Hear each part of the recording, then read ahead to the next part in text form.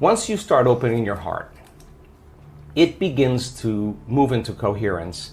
It begins to produce a measurable magnetic field up to 3 meters wide.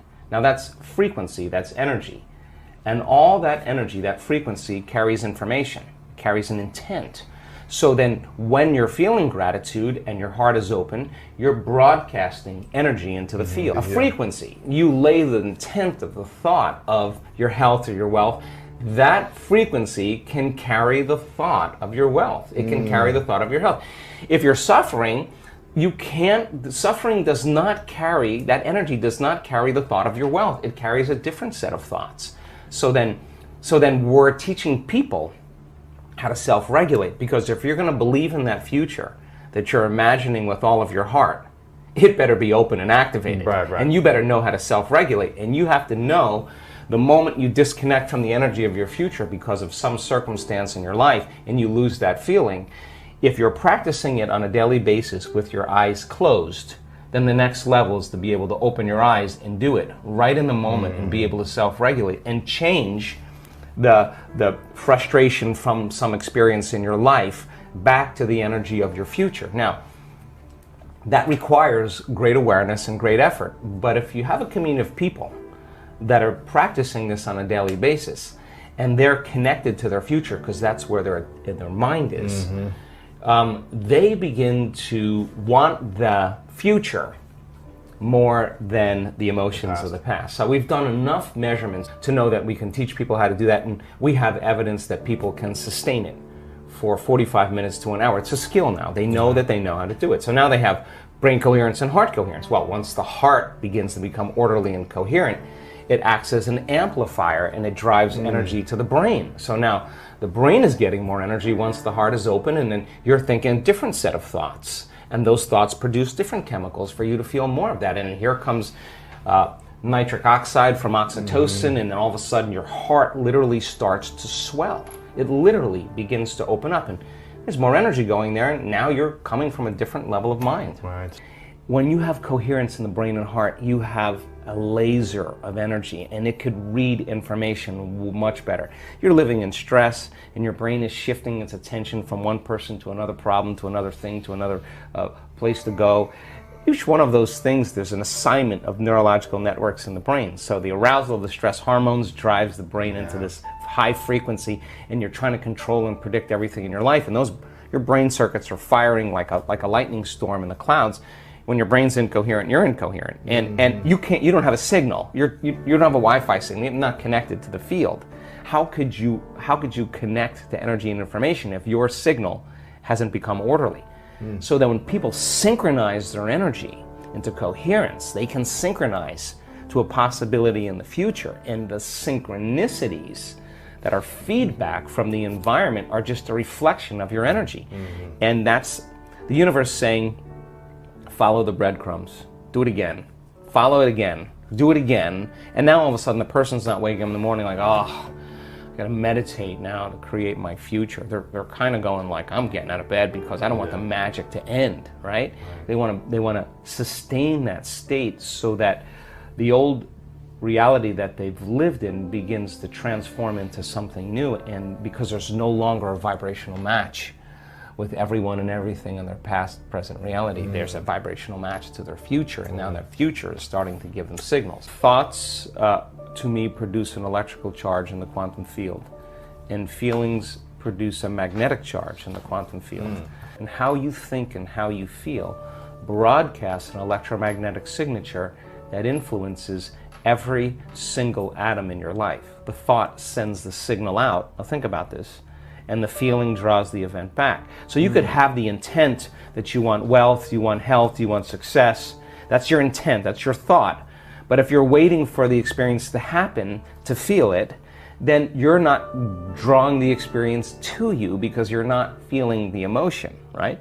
So then teaching people once again how to balance their thoughts and feelings, because you can enter that cycle either place. Sometimes we do a meditation, we start opening our heart, we start elevating the body's energy, and then those emotions can drive certain thoughts of your future. Other times, you open your awareness, you create brain coherence, you have the vision of your future, you begin to emotionally experience it. However you want to jump on that cycle, and then sustain it, because the longer you're conscious of that energy, the more you're drawing your future to you. So then, most people spend their lives, right? We live in this realm called space-time, three-dimensional reality, and you move your body through space in three-dimensional reality, it takes time. Yeah. So everything, all your goals, all your dreams, all your visions, you're going to have to get your body up and drag it through space every day to pay off that, that home that's in your future, right? Right. When you create from the field instead of from matter, when there's a vibrational match between your energy and some potential, and your thoughts and feelings are coherent, now you are going to begin to collapse time and space, or the experience is going to be drawn to you. Now you're the vortex to your destiny, and now you don't have to go anywhere to get it, because you're not playing by the rules of three-dimensional reality, you're playing by the rules of energy and the quantum.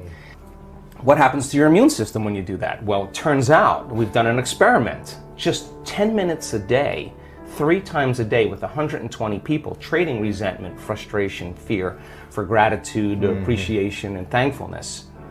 Measuring their immune response, the chemical immunoglobulin A, your primary defense against bacteria and viruses, the best flu shot you'll ever get, lives innately within you. Turns out when you're frustrated, when you're impatient, when you're fearful, the immune system dials down because you're in emergency. It's all your energy is going for some threat in your outer world. There's no energy in your inner world for growth and repair. But how do you turn that around? So then, as people begin to open their heart, can that chemical begin to elevate? 4 days, 50% change in the 120 people. Their IgA levels went up 50% in 4 days. Wow. That's your body's immune system is now upregulating genes that are making proteins and immunoglobulins and antibodies that you don't need a flu shot. In other words, your inner state is greater than your outer world. So then, just by doing that, we now know that your immune system is going to get stronger by the same means. Take 120 people or 50 people and measure 7,500 gene regulations. Okay? In 4 days, 2 genes that suppress cancer growth and tumors are activated and upregulated. The genes that stimulate stem cells to go to damaged tissues and repair them, upregulated. The gene for oxidative balance is upregulated. Anti-cancer, anti-aging, anti-heart disease, anti-stroke, anti-neurodegenerative, anti-inflammatory, antimicrobial. Just your body's naturally doing this. The gene for neurogenesis, the growth of new neurons in response to novel experiences and learning. This is 4 days. The gene switches on.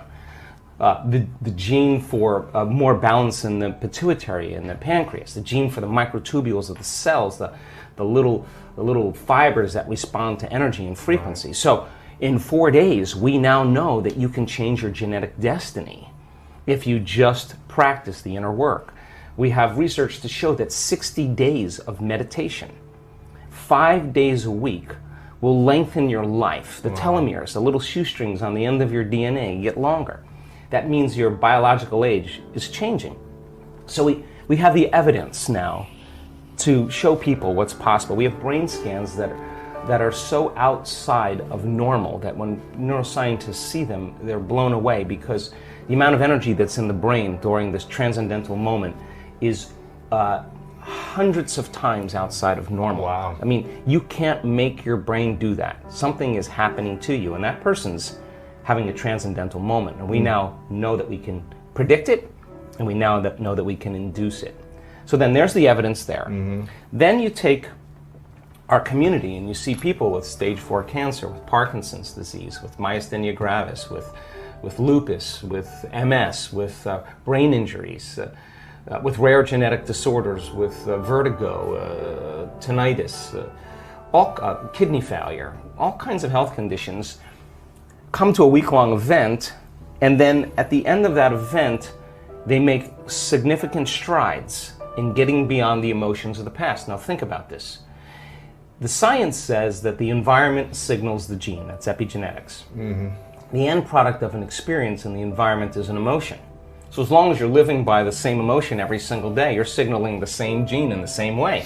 And if that gene is related to a survival emotion, a stress hormone, then you're down-regulating the gene and you're creating disease. So when the person trades that emotion and really breaks free from the chains of their past, and now they're feeling an elevated emotion, well, now they're dialing down the gene for MS, and they're up-regulating the gene for health and balance. And so the person, well, you'll say to them, where's the disease? Well, I'm not the same person. I'm not this. And the side effect of that is a transformation and healing. So the funny thing about it is the person who has the healing is not talking about the healing.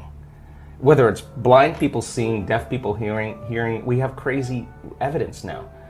What they're talking about is how amazing they feel because they're refreshed. They got a new lease on life, and so now we have evidence in our research, and that silences the critic to show that what's possible for people. And now we have evidence and testimony that we have evidence where people will stand on the stage and say, hey, I broke my back in 3 places. I haven't been able to stand up straight. I came into this event hunched over. I couldn't lay down. And now this guy's jumping around on the stage. He's laying on his back. He's touching his toes. He's you can tell. I mean, he's having his moment. We changed somebody.